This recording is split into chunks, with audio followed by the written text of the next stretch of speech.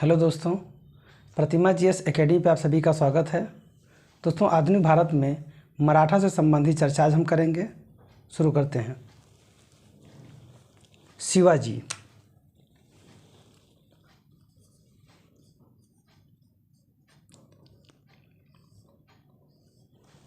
शिवाजी एक साधारण सैनिक परिवार में जन्म लिए। इनके पिता का नाम, इनका जन्म हुआ 9 मार्च 1627 को।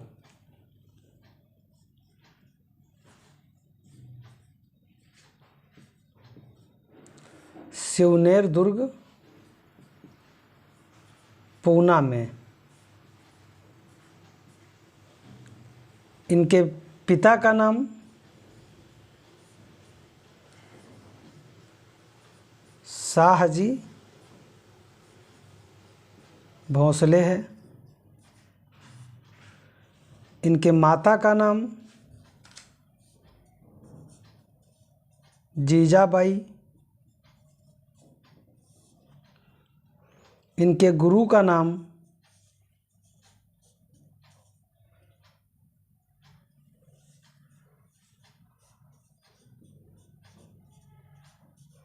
दादा कोंडदेव एवं गुरु रामदास।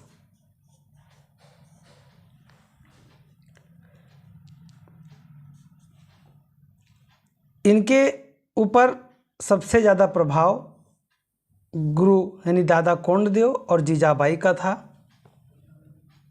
शाहजी भोसले अहमदनगर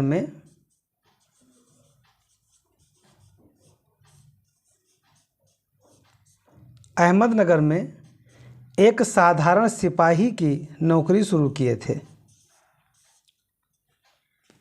इनका इतिहास राजस्थान से सिसोदिया वंश से जोड़ा जाता है कि यह राजस्थान के सिसोदिया वंश से जोड़ा जाता है।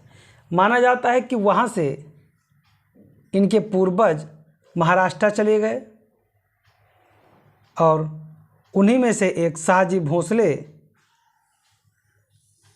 अहमदनगर में एक सिपाही की नौकरी से शुरुआत किए और धीरे धीरे अपने मेहनत से इन्होंने यानी अपने चरम स्थिति को प्राप्त किया।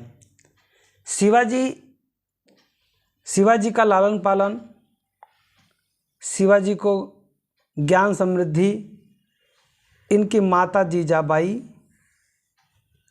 और इनके दादा कोंडदेव जिनके गुरु भी थे, इन्हीं दो लोगों का सर्वाधिक प्रभाव था, क्योंकि शाहजी भोसले इन लोगों को शिवनेर के दुर्ग में छोड़ करके बीजापुर चले गए थे।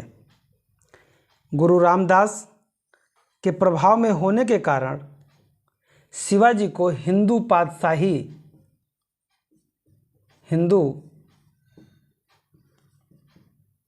पातशाही की कल्पना इनके दिमाग में आया, क्योंकि गुरु रामदास जी ने अपनी लौकिक, अपनी पारलौकिक और संस्कारों के बारे में शिवाजी को इतनी बार इतनी चर्चाओं में चर्चा किया था, जिसे शिवाजी के मन मस्तिष्क में एक भगवा ध्वज और हिंदुस्तान को हिंदू पद पातशाही के रूप में भगवा रंग से रंगने का संकल्प आ गया। शिवाजी ने अपनी शादी साईबाई से किया।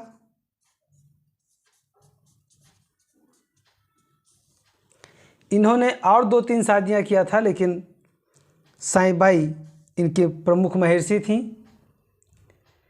शिवाजी ने ये सोच लिया कि हिंदुस्तान को भगवामय करना है, लेकिन शिवाजी के पास में संसाधन का अभाव था। आप याद रखिएगा, इनके पिताजी का नाम है शाहजी भोसले, माता का नाम जीजाबाई, गुरु दादा कोंडदेव और गुरु रामदास, इतने लोगों का प्रभाव सबसे ज़्यादा जीजाबाई और दादा कोंडदेव का इनके जीवन पे प्रभाव था।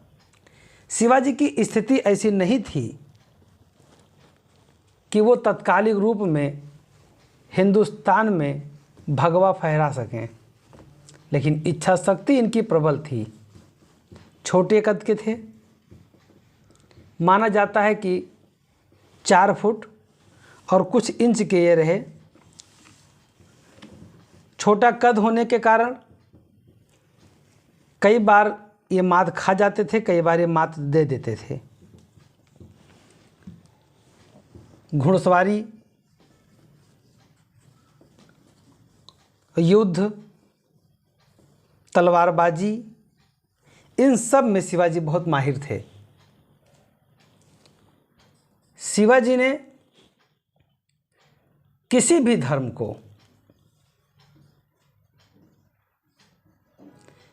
धर्म को, कभी क्षति नहीं पहुंचाया। शिवाजी चरित्र के भी बहुत मूल्यवान थे, महान कह सकते हैं आप। कहा जाता है कि एक बार शिवाजी किसी खेम से, यानी किसी मुस्लिम राष्ट्र में जा कर के लूटपाट किया था और वहाँ से कुछ महिलाएं, मुस्लिम महिलाएं, जिसे इनके सैनिकों ने पकड़ लिया था और साथ ले आए थे। जब शिवाजी को ये बात पता चला कि युद्ध के समय में कुछ मुस्लिम महिलाओं को हमारे सैनिक ले आए हैं, शिवाजी ने उन सैनिकों को मार दिया और ये उपदेश दिया कि हिंदुस्तान में रहते हो और यदि नारी की पूजा करना तुम्हें नहीं आता है तो तुम्हें जीने का कोई हक नहीं है। और इन महिलाओं से माफ़ी मांगा और कुरान भेंट करके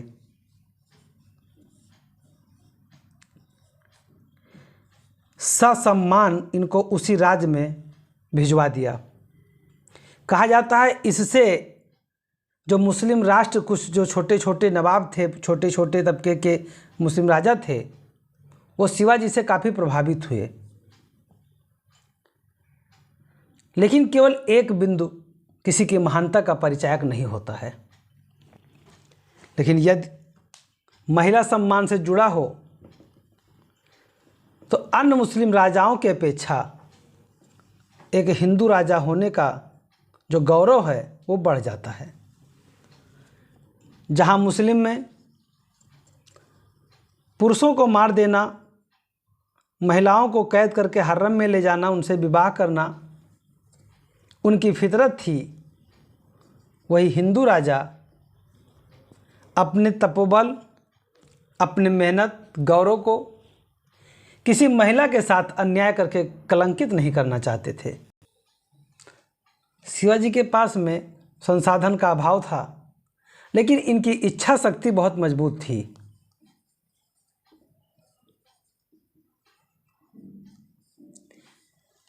इन्होंने जो राज्य स्थापित करने का सपना देखा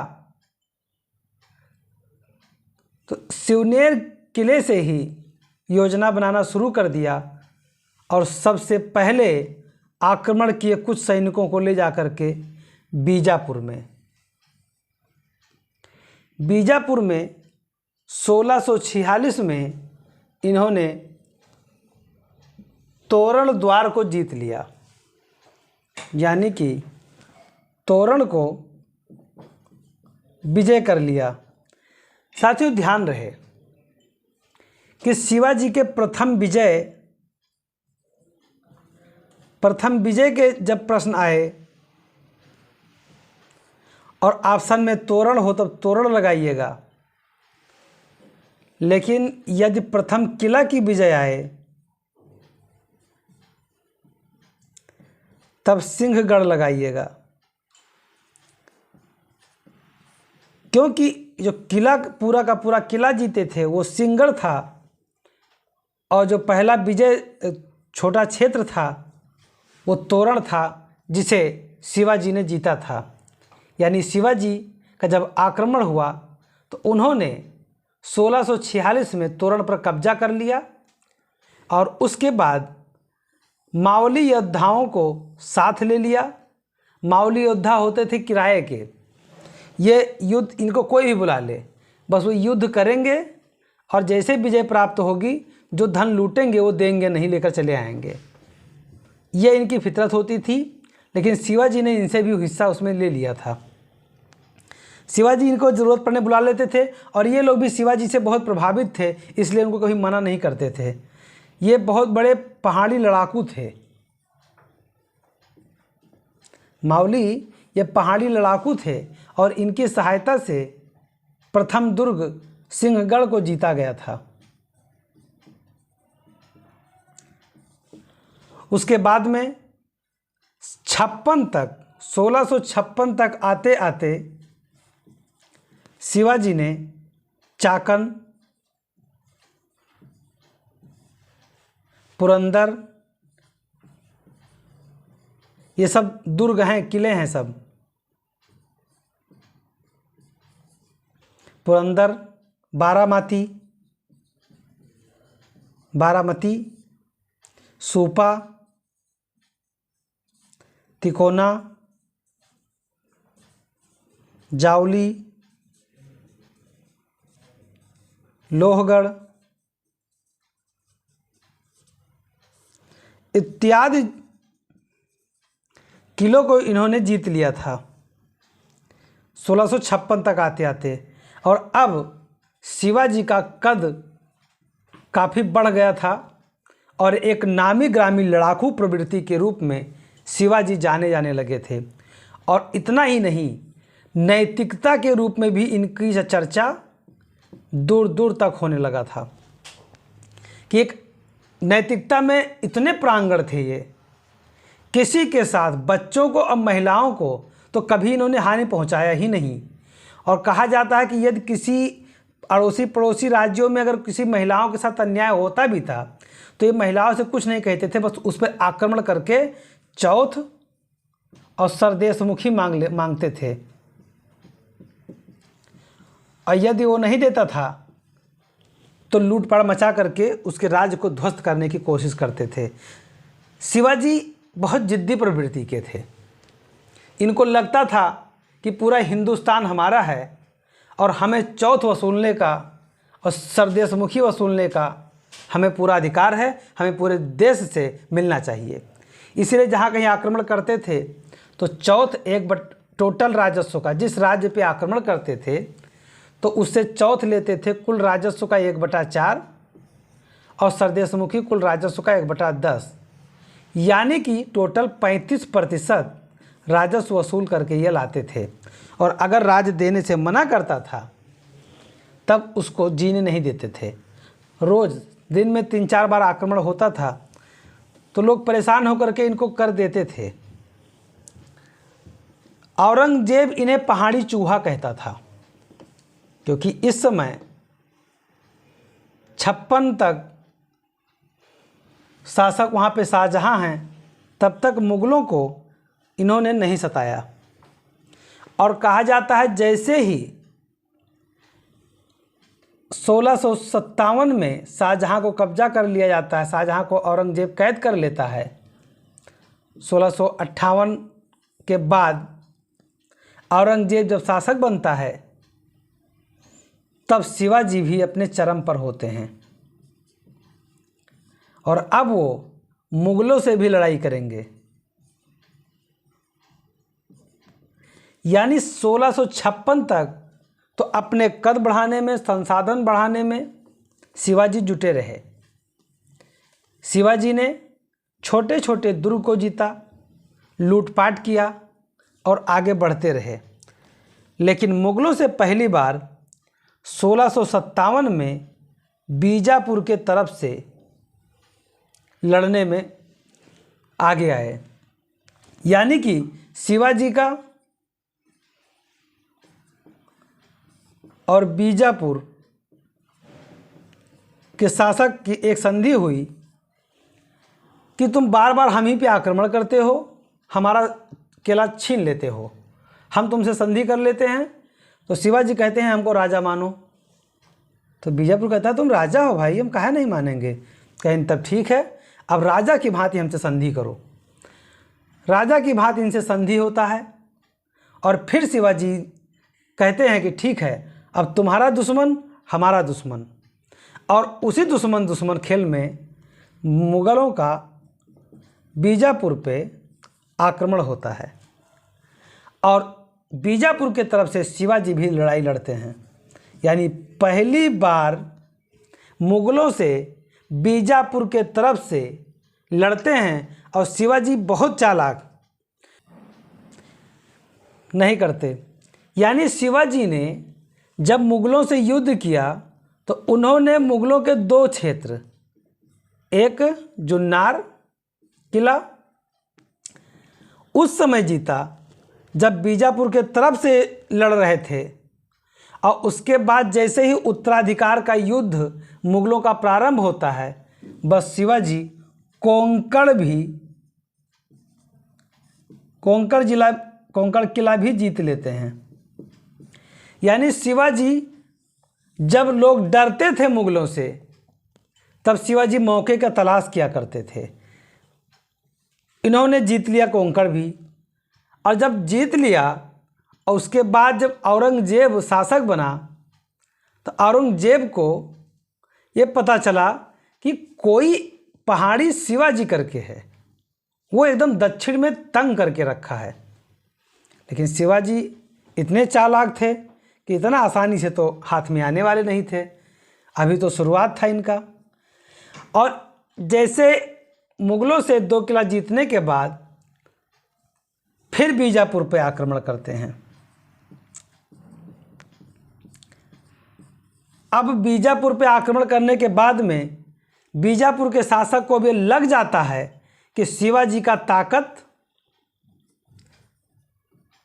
बढ़ता जा रहा है और वो मैं ही पड़ोसी हूँ, वो सबसे पहले मेरे राज्य को ही ख़त्म कर देगा। और शिवाजी की इच्छा भी यही थी। बीजापुर के शासक इतना सशंकित और डरे हुए थे कि उन्होंने अपने सबसे बड़े सेनापति अफजल खां को भेजा। अफजल खां को कहा कि जाइए आप शिवाजी को मार दीजिए, साम दाम दंड भेद जो भी लगाना है आप लगाइए, बस शिवाजी मरना चाहिए, उसकी कटे हुआ सर हमारे सामने होना चाहिए। अफजल खां 7 फुट के आसपास का था। कहा जाता है कि शिवाजी से लगभग 2 फुट से ज़्यादा लंबा था और ताकतवर भी बहुत था, सेनापति था। जब अफजल खां संदेश भिजवाता है शिवाजी को, मतलब धोखे से मारना चाहता है, धोखे से मारना चाहता है शिवाजी को। 1659 में जब अफजल खां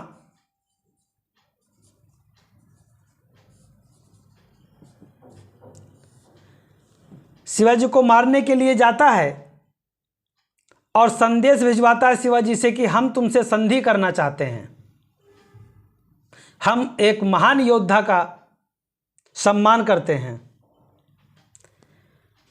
और किसको भेजता है? शिवाजी जो कि एक ब्राह्मण समुदाय से थे, तो एक ब्राह्मण को भेजता है, कृष्णाजी भास्कर को।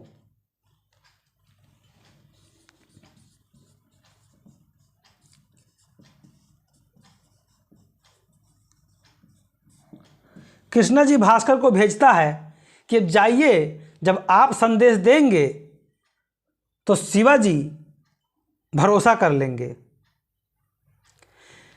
जब कृष्णाजी भास्कर आते हैं, ब्राह्मणों की एक खासियत होती है कि उनके अंदर बुद्धिमत्ता और चातुरता जो होती है, वो बात करने की एक अलग शैली में हर बात को कह जाते हैं। लेकिन शिवाजी भी ब्राह्मण ही थे। इन्होंने कृष्णाजी भास्कर से कहा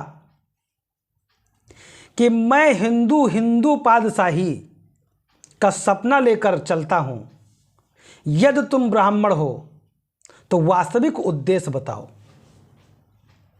तो कृष्णाजी भास्कर कहते हैं, मुट्ठी बंद करे या खुली, अपनी रक्षा स्वयं करे, जो व्यक्ति रक्षा ना कर सके वो राजा का अधिकार नहीं। इतना कहकर चले जाते हैं और शिवाजी समझ जाते हैं कृष्णाजी न तो अपने देश के यानी बीजापुर के शासक के साथ गद्दारी करते हैं और न ही शिवाजी के कार्यों में बाधा डालते हैं। वो संकेतों में कह देते हैं। शिवाजी समझ जाते हैं कि बात तो गड़बड़ है। फिर अपने दूत के साथ यानी शिवाजी कृष्णाजी भास्कर से कहते हैं कि जाकर कह दीजिए कि हम उनसे संधि करने को तैयार हैं, हम भी लालायित हैं, लेकिन शर्त है कि हमारे तरफ से भी 2 लोग होंगे, हम और एक हमारा अंगरक्षक होगा, और अफजल खां के तरफ से भी 2 लोग हों, एक अफजल और दूसरा उनका कोई एक सैनिक, बाकी किसी को नहीं होना चाहिए। कृष्णाजी भास्कर जाकर कहते हैं इस बात को। अफजल खां तैयार हो जाता है, कहता है ठीक है, कोई दिक्कत नहीं। अफजल खां को ऐसा लगता है कि मैं इतना बलशाली हूं, जो कि है भी, एक साथ 8 से 10 लोगों को मारने की क्षमता इसमें थी। तो इसको लगा कि मैं अकेले ही उसको दबा लूंगा और मिरोड़ दूंगा, मार डालूंगा। लेकिन इसने सबसे ज़्यादा ताकतवर तलवारबाज सैयद बांदा को भी अपने साथ ले लिया।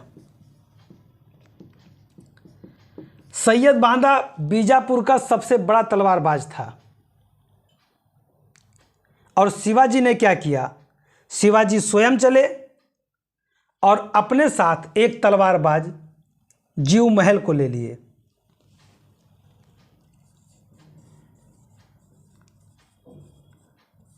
जीव महल को शिवाजी ने लिया साथ में, और सैयद बांदा को अफजल खां ने लिया साथ में। और साथ ही अफजल खां ने कृष्णाजी भास्कर को साथ में लिया डिप्लोमेटिक रूप में। तो शिवाजी ने शंभू काऊजी को लिया।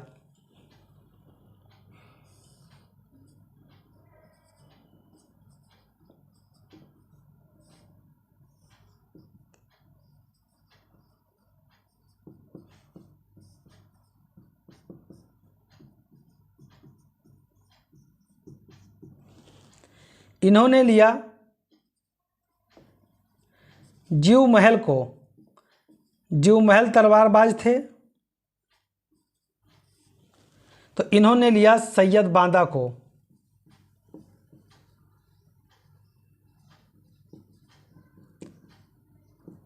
ये बहुत बड़ा तलवारबाज था। अफजल ने लिया कृष्णाजी भास्कर को साथ में, तो इन्होंने लिया शंभू काऊजी को।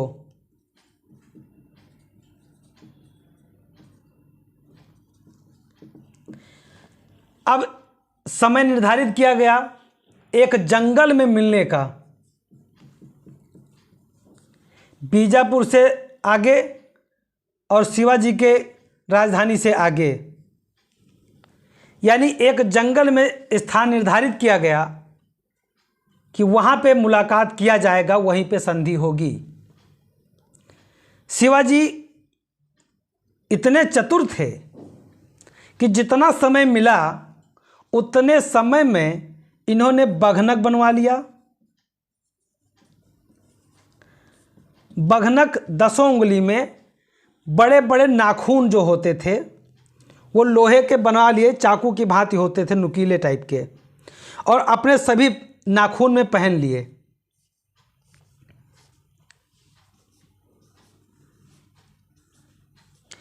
यानी कि अपने 10 उंगली में शिवाजी ने बघनक पहन लिया,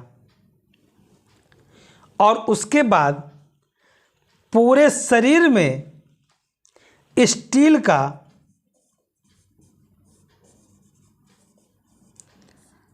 कवच पहन लिया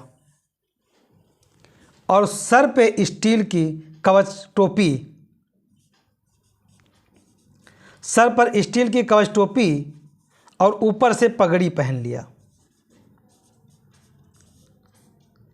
शिवाजी इतनी तैयारी से यहाँ से तो गए ही, यानी पूरे शरीर को कवच से ढक लिया, 10 उंगली में बघनक पहन लिया और टोपी यानी सर पे चोट न लगे इसलिए स्टील का कवच रख करके फिर पगड़ी को पहना। और साथ में साथ क्या किया कि जंगल के चारों तरफ से सैनिक को छुपा दिया।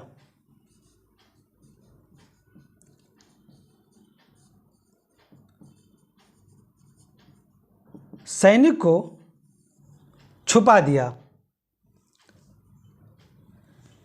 दूत को और डिप्लोमेट को मारा नहीं जाता है, यह हमारी हिंदू शाही में परंपरा थी। इसलिए शंभू जी काउची और कृष्णा जी भास्कर को मिलने से, जब मिले दोनों लोग शिवाजी और अफजल, तो इन दोनों को हटा दिया गया कि कृष्णा जी भास्कर का यहाँ कोई काम नहीं है, और शंभू जी काउची को भी हटा दिया गया।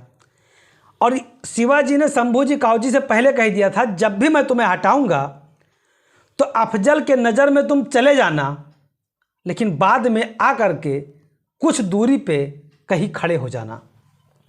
और कृष्णा जी भास्कर से भी शिवाजी कह चुके थे कि यदि संधि होने के समय आपकी वहाँ उपस्थिति होती है तो संकेत मात्र से वहाँ से चले जाना, यदि मैं अपने कूटनीति को हटाऊंगा तो आप समझ जाना, फिर आप भी चले जाना। क्योंकि कृष्णा जी भास्कर को मारना नहीं चाहते थे और मारे भी नहीं। जब सब तरह जंगल के चारों जहाँ पे संधि होना था, शिवाजी ने अपने सैनिक को छिपा दिया। और जब अफजल खां पहुंचा था तो बीजापुर में शिवाजी के मृत्यु का जश्न मनाए जाने की तैयारी हो रहा था। सबको उम्मीद था कि शिवाजी अब मर जाएंगे, क्योंकि अफजल खां के हाथों बचना नामुमकिन था। अफजल खां मूर्ख थे, अगर ये शिवाजी पे आक्रमण करते और कैद करके मारते तो शायद मार देते, लेकिन जो चाल इन्होंने चला था उसके तो ये प्रिंसिपल थे शिवाजी। जब सब सैनिकों को इन्होंने छिपा दिया और फिर अफजल और शिवाजी आमने सामने हुए, तो कृष्णा जी भास्कर उनके तरफ से चले गए और शंभू जी काउची इनके तरफ से चले गए। यानी वहाँ पर केवल इनका एक तलवारबाज जीव महल और इनका एक तलवारबाज सैयद बांदा, दोनों आमने सामने हुए।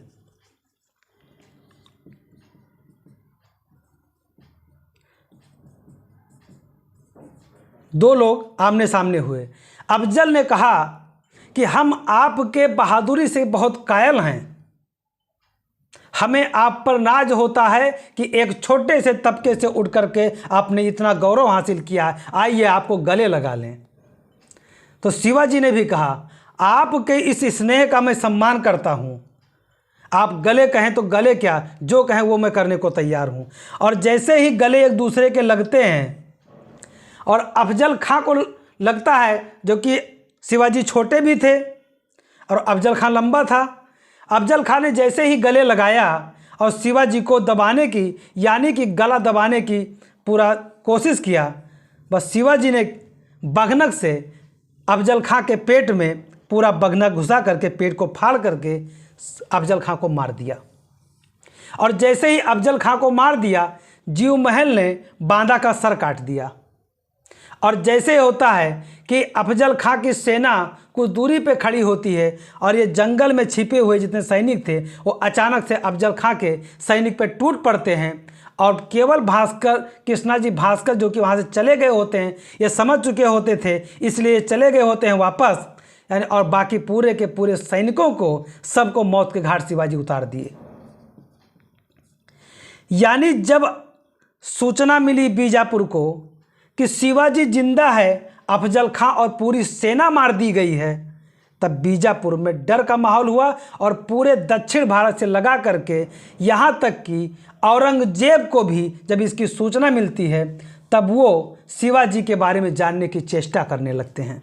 यानी पहला ऐसा कार्य शिवाजी के द्वारा जिससे इनका कद भी बढ़ा, इनका सम्मान भी बढ़ा और अफजल खां की हत्या करके शिवाजी ने एक गौरव हासिल किया और हिंदू पदशाही के लिए एक और कदम आगे बढ़ गए। याद रहे कि बघनक और कवच से शिवाजी बचे थे। सर में कवच नहीं होता तो सैयद बांदा ने शिवाजी के सर पर तलवार मारा था, वो मर गए होते। लेकिन जैसे ही इन्होंने ऐसा कदम उठाया कि जीव महल ने तत्काल सैयद बांदा का सर काट दिया और अफजल खां का पेट चीर दिया इसी बघनक से। और उसके बाद में शिवाजी ने अफजल खां की बहुत निर्मम हत्या किया था। कहा जाता है कि इन्होंने तलवार नहीं उठाया था, अपने हाथों से ही शिवाजी को काट चीर दिया था पूरा। तो ये बघनक का प्रयोग किया था, ये याद रहे। कवच और बघनक का प्रयोग करके अफजल खां को मारा था शिवाजी ने। यानी शिवाजी जब अफजल खां को मार दिए तब शिवाजी की प्रतिभा को, शिवाजी के राज्य में जो लोग इनके विरोधी थे वो सब इनके साथ हो लिए कि एक 5 फुट से कम का इंसान 7 फुट के महाबली को केवल हाथों से मार दे रहा है, तो कुछ तो बात थी उनमें। और उसके बाद शिवाजी के राज्य में महिलाएं, बच्चे, बूढ़े सब लोग इनका इज्जत सम्मान करने लगे और जितने युवा थे शिवाजी के साथ सेना में शामिल होने लगे। अब औरंगजेब घबराया था। औरंगजेब को लगा कि अगर स्थिति इस तरह की है, अब औरंगजेब ने जब ऐसा सुना, क्योंकि अफजल खां के बारे में औरंगजेब भी जानता था कि वो बहुत बड़ा बलशाली है और अफजल खां को औरंगजेब ने अपने सेना में शामिल होने का जो है प्रस्ताव दे चुका था बहुत पहले, जब दक्कन में सूबेदारी थी औरंगजेब की। लेकिन अफजल खां ने कहा था कि मैं गद्दारी नहीं करूंगा, अपने ही शासक के साथ रहूंगा। और ऐसे सेनापति को जब शिवाजी ने मार दिया तब औरंगजेब को लगा कि शिवाजी का दमन करना जरूरी हो गया है और नहीं तो ये पंख फैला देगा। और अपने मामा और सेनापति, ये भी शाइस्ता खां बहुत बलशाली थे। ये भी शाइस्ता खां युद्ध में बहुत माहिर थे और अनुभवी सेना नायक थे। इनको बुलाया और औरंगजेब ने कहा, मामा जी? तो बोले, हाँ भांजे। बोले, औरंगजेब ने अफजल खां को मार दिया, आपको जानकारी है? इन्होंने कहा, हाँ जानकारी है। पता नहीं किस तरह का अफजल खां था कि उससे मर गया। तो कहा, तो अब आप जाइए मार के आइए। बोले, पहले बताना चाहिए था, बिल्कुल जाएंगे, उसकी क्या मजाल। और ये पहुंच जाते हैं। शाइस्ता खां महोदय 1660 में आकर के शिवाजी को घेर लेते हैं और शिवाजी के किला के चारों तरफ इतने सैनिक लगा देते हैं कि शिवाजी यदि युद्ध करेंगे तो मारे जाएंगे, पक्का था। लेकिन ये लोग भूल गए कि उनका नाम शिवाजी महाराज है। हिम्मत ना हारेंगे, हार नहीं मानेंगे। अगर हारने का डर है तो पीछे से मारेंगे। ऐसा कहानी शिवाजी की हमेशा रही है। शिवाजी को समझ में आ गया कि जितना सैनिक मेरे पास हैं उससे 10 से 15 गुना सैनिक तो इसके पास हैं और हमारा कद इतना बढ़ चुका है और इससे अब हम हारेंगे तो बड़ी दिक्कत होगी। घेरा पड़ा रहा, अब किला से बाहर शिवाजी निकले ना। एक समय रात्रि का समय था। रात्रि का समय था और शिवाजी ने अपने चुने हुए 10 से 15 सैनिकों को लिया और वेश बदल लिए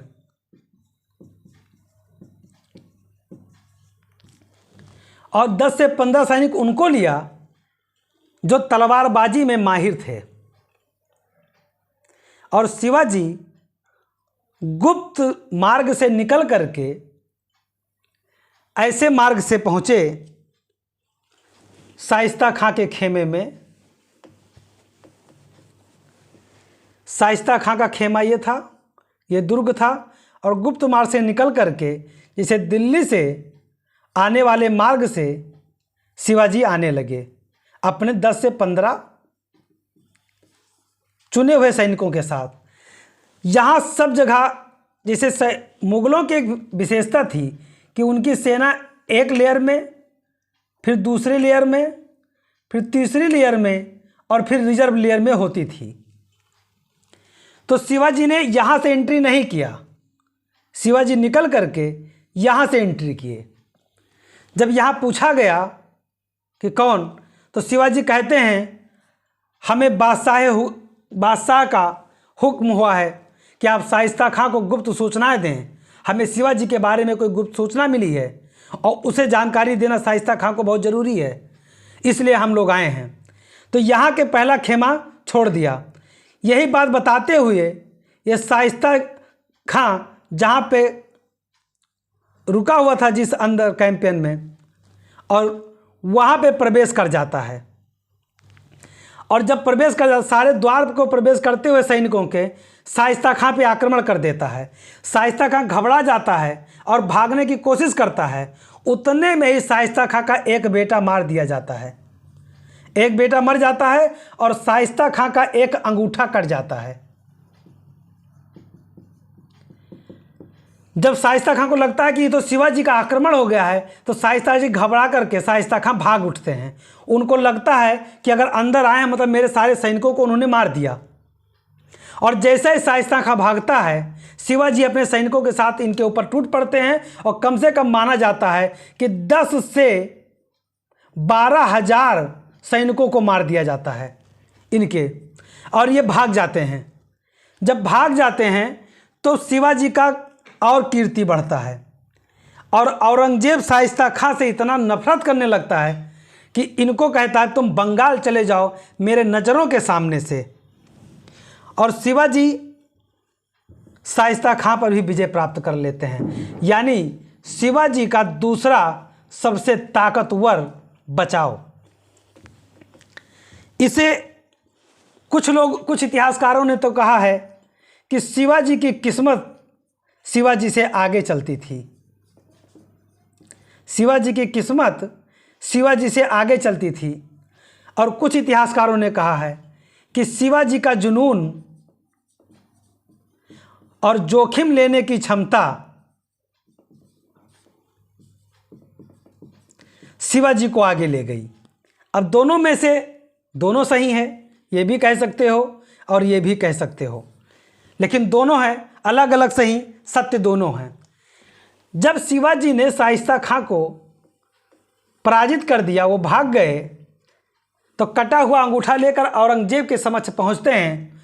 तो औरंगजेब कहते हैं मामा जी आप बंगाल चले जाइए, और नहीं तो अभी आपका अंगूठा कटा है, मुझे आपका सर काटने में समय नहीं लगेगा। वहाँ से शाइस्ता खां चले आते हैं, अपमानित हो जाते हैं। अब शिवाजी को आता है गुस्सा। इनको लगता है कि बहुत खेल लिए चुपके चुपके, अब आक्रमण की बारी है। पहले मुगलों ने किया है हमला, अब हमारी बारी है। यानी अब सूरत पे नज़र पहुंचती है। सूरत मुगलों के समय का खेमा था और धनाढ़ था, बहुत धन है वहाँ पे। शिवाजी ने कहा कि ठीक है, अब शुरू करते हैं हम लोग अपनी कहानी। डच, अंग्रेज, फ्रांसीसी यानी विदेशी कंपनियों को इन्होंने कुछ नहीं कहा। और सूरत में 1664 में सूरत में 1664 में आक्रमण करके लगातार 4 दिन तक 4 दिन तक शिवाजी लूटते हैं और जो मुगल के वहां पे सैनिक थे उन सबको मार मुर के भगा दिए वहां से। डच, अंग्रेज, फ्रांसीसी ये लोग काफ़ी घबरा गए थे, लेकिन शिवाजी ने इन लोगों को कुछ नहीं कहा। केवल सूरत को लूटा और केवल मुगलों को लूटा। वही इसी सूरत के लूट में शिवाजी के कुछ सैनिकों ने मुस्लिम महिलाओं को पकड़ लिया था और अपने साथ ले आए थे। जब शिवाजी को जानकारी हुआ तो जो सैनिक इनको पकड़ कर ले गए थे, कहा जाता है कि उनमें से जो एक का मस्तिष्क की उपज थी उसको शिवाजी ने मार दिया था, मतलब मृत्युदंड की सजा दे दिया था। बाकी लोगों को एक भाषण के रूप में कहा जाता है, एक उपदेश के रूप में कहा कि यदि आप नारी की पूजा करना नहीं जानते हैं तो आप हिंदू पद पातशाही के योग्य नहीं हैं। और सेना में अगर आपका लक्ष्य आपको विचलित करता है, यदि आप महिलाओं के खेमे में, महिलाओं के पल्लू में जाना चाहते हैं तो अपने अपने बीवियों के पास वापस लौट जाइए। हमें आप जैसे सेनाओं की आवश्यकता नहीं है। और इन सभी महिलाओं को कुरान भेंट करके शिवाजी ने सूरत में ससम्मान पहुंचा दिया। और इस सम्मान के बदले में मुस्लिम युवकों ने शिवाजी के सेना में शामिल होने की इच्छा जाहिर की। वो कहा जाता शिवाजी ने अपने सेना में मुसलमानों को भी रखा था, मुसलमानों को भी शामिल करना शुरू कर दिया था, उन्हें शामिल किया था। उन्हें नमाज पढ़ने की छूट थी, उन्हें अपने हिसाब से रोज़ा रखने की छूट थी, सारी व्यवस्था उन्हें अपने धर्म के अनुसार मानने का शिवाजी ने छूट दे रखा था। उनका कहना था कि यदि आप चरित्र के हीन हो जाओगे तो आपका अस्तित्व खतरे में आ जाएगा। यानी जब सूरत लूट लिए, 4 दिन तक लूटे, ये जानकारी औरंगजेब को जब हुई तो औरंगजेब बहुत क्रोधित हुआ। अब वो हिंदू शासक मिर्जा राजा जय सिंह,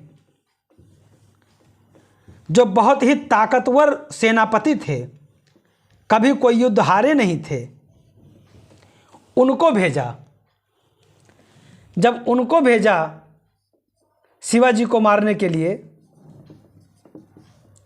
कि जाइए शिवाजी को मार करके जिंदा या मुर्दा मेरे पास लाइए,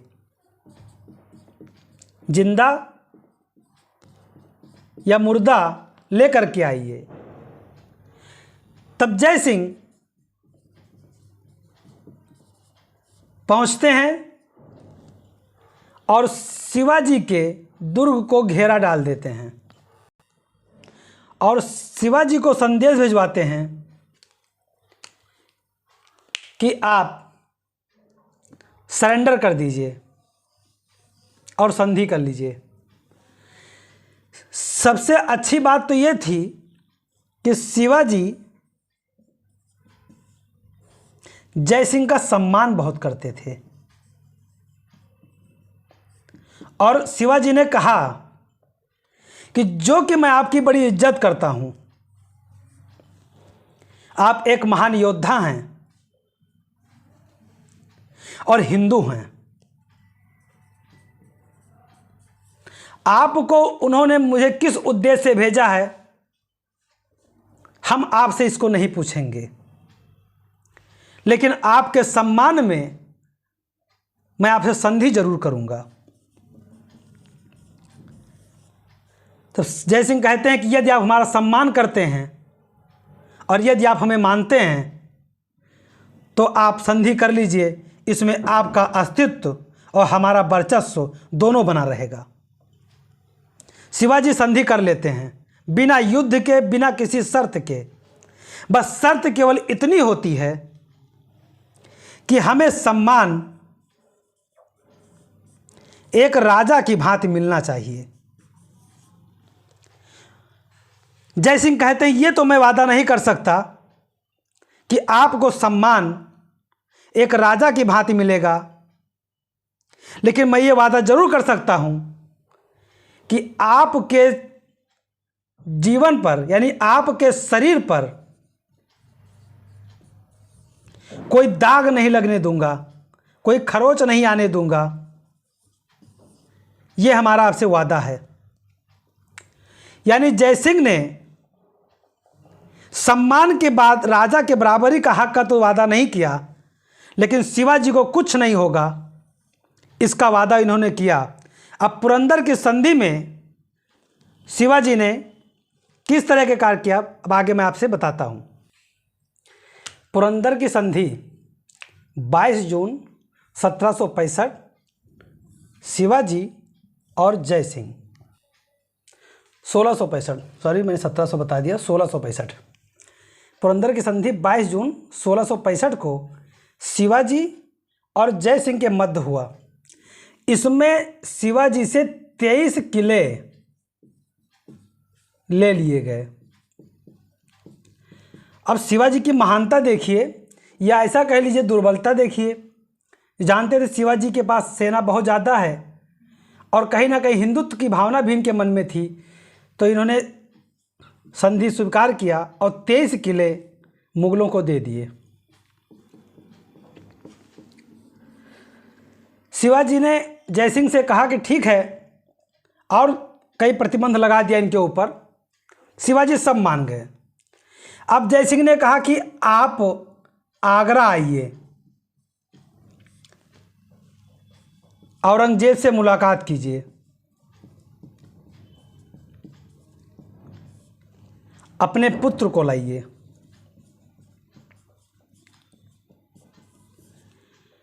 शिवाजी सारी बातें मान गए। कहा जाता है कि इन्होंने जैसे समर्पण कर दिया हो, बिना शर्त के उनके शर्तों को मान लिए और अपने पुत्र संभाजी और अपना स्वयं शिवाजी दोनों 1666 में आगरा के दरबार में पहुंचते हैं। यानी 66 में औरंगजेब से मिलने आगरा पहुंच जाते हैं। तो मुगलों के जो अमीर होते थे, सैनिक होते थे या पदाधिकारी होते थे, जिसे मनसबदार कहा जाता था, जात और सवार इस तरह के मनसबदार होते थे। तो 5 हजारी मनसब वहाँ का बड़ा मनसब माना जाता था। जो प्रमुख अधिकारी होते थे 5 हजारी मनसब, तो 5 हजारी मनसब इनके पुत्र संभा को मिला और इस लाइन में, जो लाइन 5 हजारी का लाइन था, उसी में इनके पुत्र को भी खड़ा किया गया और 5 हजारी मनसब में ही शिवाजी को भी खड़ा किया गया। यानी जब इनके पुत्र को दिया गया तो शिवाजी को लगा कि मेरा पुत्र है, अगर उसे दिया गया कोई नहीं, मुझे रिसीव करने और मुझसे मिलने औरंगजेब स्वयं राजा की भांति आएगा। लेकिन औरंगजेब ने स्वयं पहले तो गए नहीं, उसके बाद में एक पदाधिकारी को भेज करके शिवाजी को 5 हजारी मनसब में खड़े करने का हुक्म दे देते हैं कि कह दो कि 5 हजारी मनसब में खड़े हो जाएं। शिवाजी को यह बात अच्छी नहीं लगी। शिवाजी ने जयसिंह से कहा कि मुझे अच्छा नहीं लगा। तो जयसिंह ने कहा कि मैंने आपके प्राण की रक्षा की जिम्मेदारी ली है। मैंने पहले ही कहा था कि मैं सम्मान की बात नहीं कर सकता। बोले ठीक है। शिवाजी ने विद्रोह कर दिया। शिवाजी ने कहा मैं एक राजा हूं, आपका मनसबदार नहीं। अब भरे समाज में दरबार लगा हो और कोई इतनी जुर्रत कर दे तो इस्लाम में जो शासक थे वो सर काट देते थे। इस्लाम में अपने भाई, अपने बेटे, बहन, बीवी किसी को नहीं होते तो शिवाजी को कैसे छोड़ देते। लेकिन शिवाजी की प्राण की रक्षा का जिम्मेदारी जयसिंह ने लिया है, ये बात औरंगजेब को बता दिया गया था कि जयसिंह ने वचन दिया है कि शिवाजी के प्राण की रक्षा की जिम्मेदारी हमारी होगी आपके आगरा में रहते हुए। लेकिन फिर औरंगजेब मारता तो नहीं है, लेकिन एक जयपुर भवन आगरा में था, ये जयसिंह के सम्मान में ही भवन था। इसमें कैद करने की जिम्मेदारी एक सैनिक को दिया गया, लेकिन जयसिंह ने अपने पुत्र राम सिंह को नियुक्त किया कि आपकी जिम्मेदारी है कि आप शिवाजी की देखरेख करें, कैद में रहते हुए इनके प्राण की रक्षा करना आपकी जिम्मेदारी है, और किसी मुस्लिम को इनके आसपास नहीं रखा, मतलब सैनिक को देखरेख के लिए जयसिंह को जिम्मेदारी दिया। और जयपुर के, आगरा के जयपुर भवन में शिवाजी को कैद कर लिया गया। इनसे मिलने संभाजी को जाने की छूट दे दी गई। अब संभाजी और शिवाजी दोनों मिलते थे। 1670 में,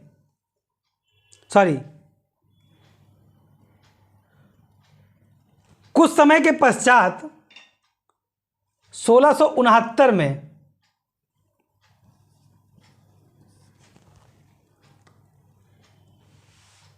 हीरोजी पंत, जिसे फरजंद कहा जाता है, डेट 1669 नहीं है, लेकिन जब उनको, शिवाजी को लगा कि अब स्थिति गड़बड़ हो गई है, तो उन्होंने अपने एक हमशक्ल हीरोजी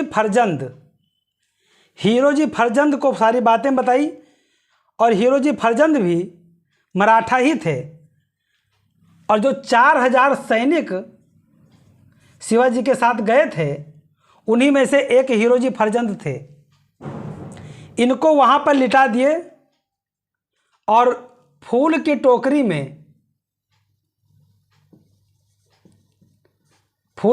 और मिठाई की टोकरी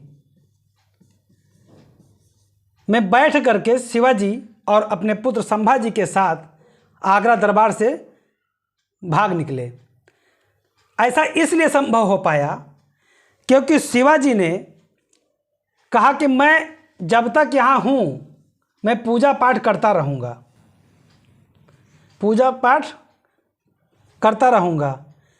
तो ये एक राजा के लिए बहुत छोटी बात थी। जयसिंह को लगा कि तो चाहिए क्या, तो उन्होंने कहा कुछ नहीं, बस फूल और मिठाई मुझे मिलता रहे। राम सिंह ने फूल और मिठाई का बंदोबस्त कर दिया। अब जब एक राजा पूजा कर रहा हो तो 2 किलो मिठाई तो आएगा नहीं, बड़े बड़े कंटेनर टाइप के मिठाई आएंगे, बड़े बड़े डिब्बे और फूल। शिवाजी ने 1666 में ही उसी फूल के उसमें अपना और एक जो है, एक में अपने पुत्र को और दूसरे में स्वयं को बैठा करके ऊपर से फूल उल रख करके भागने में कामयाब रहे। हीरोजी फरजंद को अपने जगह पे सुला दिया, लेटा दिया। बाकी जो सैनिक थे, जब शिवाजी निकल लिए और आगरा दरबार में यह हड़कंप मचा कि शिवाजी भाग गए, तो जो सैनिक शिवाजी के वहाँ पे थे वो भी वहाँ से निकल लिए, क्योंकि सैनिक तो बाहर ही थे, उनको कैद नहीं किया गया था। लेकिन अब जब तक सेना नायक अंदर है, सैनिक कैसे जा सकते थे। सारे सैनिक बाद में निकल लिए और शिवाजी आकर के पहुँच गए अपने राजकाज में। और उन्होंने राम सिंह का और जय सिंह का ये धन्यवाद दिया कि आपने अपने वचन को निभाया, हमने आपका सम्मान भी बनाया। अब हमारा युद्ध खुलेआम होगा। और संघर्ष 1670 में पुनः संघर्ष प्रारंभ हो गया। कहा जाता है कि शिवाजी ने जितने किले दिए थे मुगलों को, सारे किले जीत लिए, जिसमें कोंडाना का किला सबसे महत्वपूर्ण था। कोंडाना का किला प्लस में जीते, अपने सारे किले जीते, उसके बाद कोंडाना का एक किला और मुगलों का जीता और उसका नाम रखा सिंहगढ़।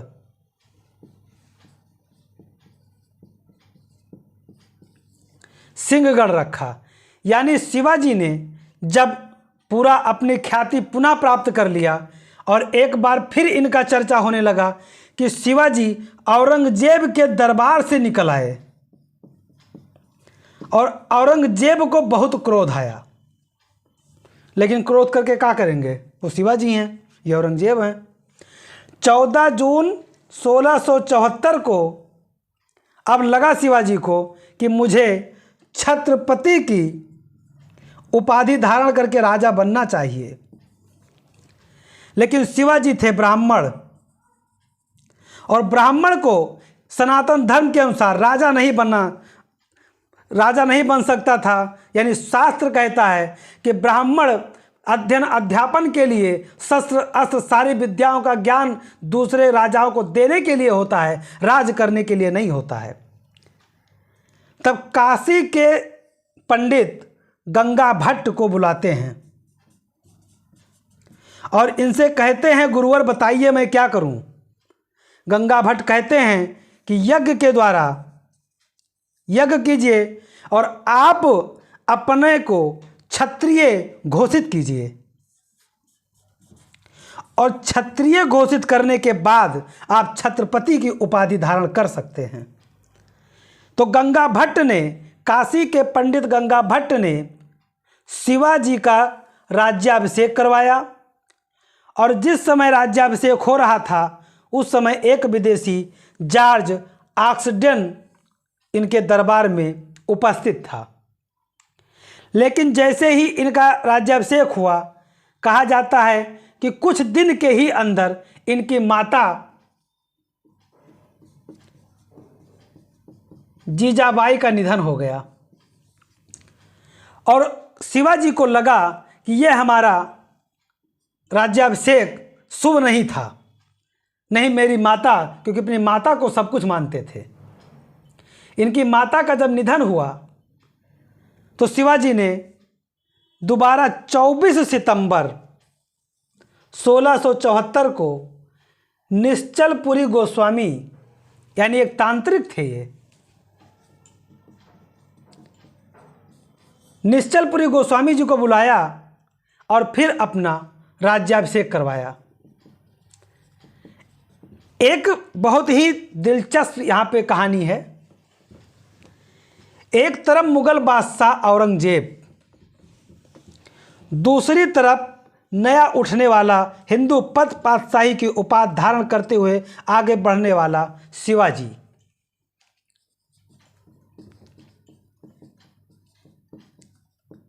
औरंगजेब, इन्होंने भी 2 बार राज्याभिषेक करवाया। एक बार 1658 में, दूसरी बार 1659 में। शिवाजी इन्हीं को चुनौती दे रहे हैं और इन्होंने भी 2 बार राज्याभिषेक करवाया। पहली बार 14 जून को और दूसरी बार 24 सितंबर को, लेकिन दोनों 1674 को, सॉरी। यानी कि 2 बार राज्याभिषेक शिवाजी का भी हुआ, 2 बार राज्याभिषेक औरंगजेब का भी हुआ और दोनों प्रश्न पूछे जाते हैं, इसलिए दोनों याद रखिएगा। जब मुगल पूछा जाएगा तो मुगल शासक कौन था जिसने 2 बार राज्याभिषेक करवाया, तो औरंगजेब, और इनका भी 2 बार हुआ। तो इनका दोनों पंडितों का नाम याद रखिएगा, एक गंगा भट्ट और दूसरा निश्चलपुरी गोस्वामी। निश्चलपुरी गोस्वामी ये तांत्रिक थे। यानी कि अंतिम विजय शिवाजी का जिंजी का किला था, क्योंकि ये अबिसिनियाई सिद्धियों से इन्होंने प्राप्त किया था और दक्षिण का राजधानी बनाया था। इसे दक्षिण का राजधानी बनाया था। उसके बाद में 1680 में शिवाजी नहीं रह जाते हैं, यानी इनका स्वर्गवास हो जाता है।